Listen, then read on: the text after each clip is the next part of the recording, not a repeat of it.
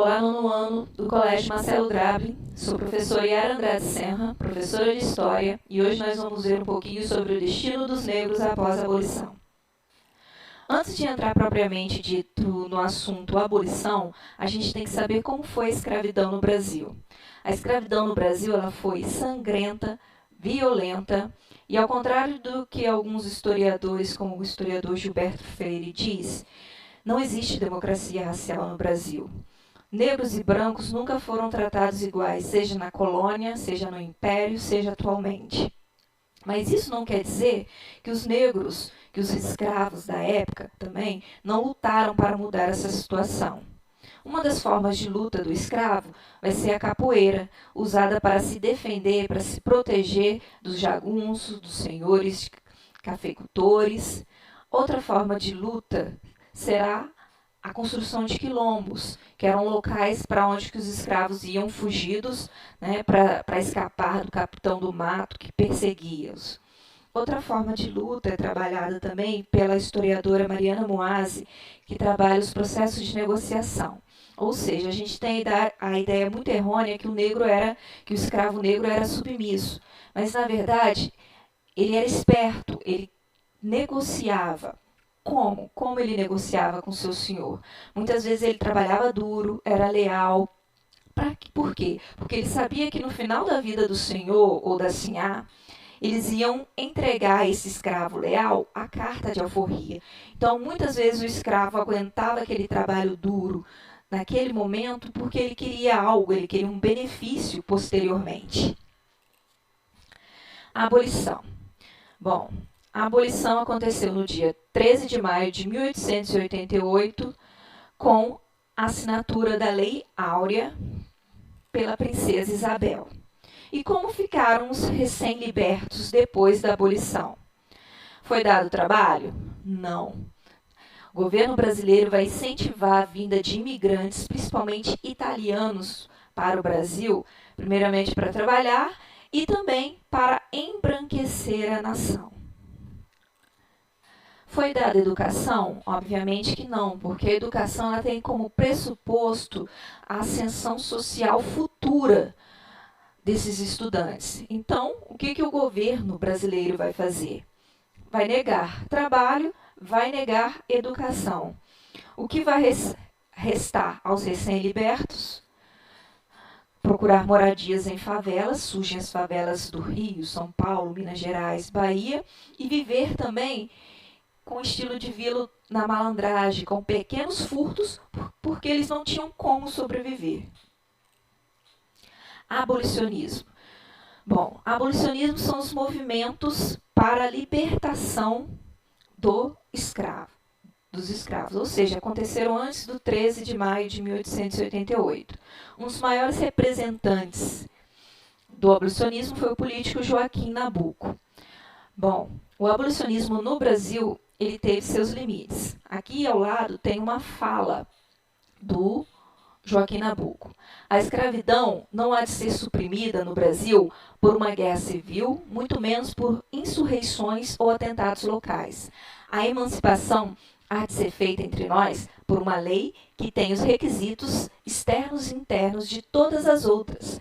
É assim no parlamento e não em fazendas ou quilombos do interior, nem nas praças e ruas das cidades que se há de ganhar ou perder a causa da liberdade. Ou seja, sintetizando a ideia de Joaquim Nabuco, ele quer a abolição da escravidão, mas essa abolição não vai ser feita pelos negros, como foi feita no Haiti, por exemplo, onde eles conquistaram a liberdade, mas vai ser feita pelos políticos, pelos parlamentares. Joaquim Nabuco ele não quer uma revolução onde a população vai pegar em armas e vai lutar para se libertar. Um outro representante do abolicionismo brasileiro vai ser José do Patrocínio. Ao contrário do Joaquim Nabuco, José do Patrocínio ele vai acreditar numa revolução que tome as ruas. Mas essa revolução vai ser feita de cima para baixo. Ou seja, é uma revolução que é uma abolição que vai ter como organizador o império, a monarquia. Como foi, né? Quem assinou a Lei Áurea foi a princesa Isabel. Com tudo isso, por que eles não querem Joaquim Nabuco não queria uma revolução que tomasse as ruas? Por que José do Patrocínio queria uma abolição que fosse feita por cima? Porque eles querem a abolição, mas não querem a mudança da ordem vigente. Ou seja, que os grandes latifundiários, que os grandes produtores de café continuem no poder, que nada mude, né? Tudo bem, o escravo tem a liberdade, mas ele vai continuar apartado da sociedade, vai continuar à margem da sociedade, não vai ser dado emprego, não vai ser dado educação para esse escravo. E os imigrantes, por sua vez, vão ganhar um salário indigno, um salário muito baixo. Ou seja, vamos abolir a escravidão, mas vamos manter a ordem vigente das coisas. Além de impedir a ascensão social dos negros ou de dar subsídios para que eles pudessem ter uma vida melhor após tanto trabalho árduo, o governo brasileiro ainda vai reprimir os aspectos culturais dos negros. Uma delas, por exemplo, vai ser a capoeira. A capoeira ela vai ser proibida no Brasil e ela só vai ser oficializada em 1930 com um presidente chamado Getúlio Vargas. Outra forma de repressão vai ser em relação ao samba. O samba vai ser relacionado nessa época com malandragem.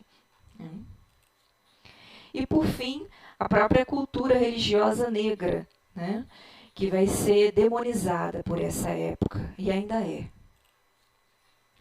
Para terminar, eu trouxe para vocês um quadro muito famoso da época. Ele foi pintado em 1895 por um espanhol chamado Modesto Brocos, e esse quadro está no Brasil, está no Rio de Janeiro. Esse quadro chama A Redenção de Cã. Como vocês podem ver, os 4 personagens principais desse quadro representam a teoria do embranquecimento no Brasil. A avó negra, com as mãos para o céu, agradecendo que a sua filha já nasceu mulata e que o imigrante embranqueceu mais ainda a sua família. A terceira geração se tornou totalmente branca. Bom, gente, eu espero que tenha ajudado vocês um pouquinho com essa aula e até a próxima.